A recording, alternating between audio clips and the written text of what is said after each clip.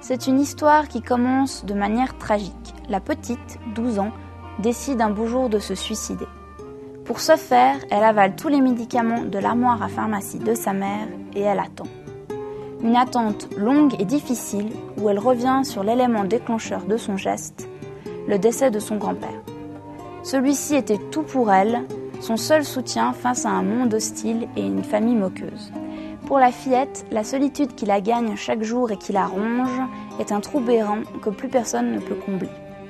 Oui, mais au-delà de cela, il y a l'espoir de devenir une personne meilleure et peut-être une deuxième chance.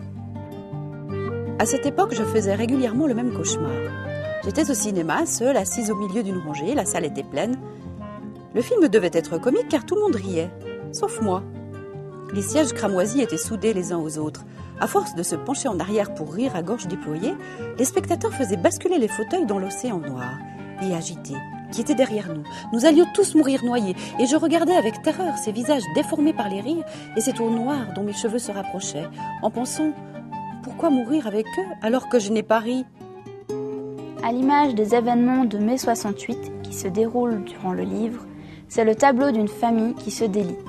C'est un roman tout en subtilité et en émotion que nous livre ici Michel Halberstadt. Écrit dans un style simple et épuré qui ne tombe jamais ni dans le pathétique ni dans le morbide. C'est beau et ça touche droit au cœur, le destin de cette fillette. Tout peut lui arriver, c'est imprévisible comme la vie. Grâce à cette introspection dans le quotidien de cet enfant, l'auteur réussit à nous émouvoir et à ce que l'on s'interroge sur nos propres instants de désespoir.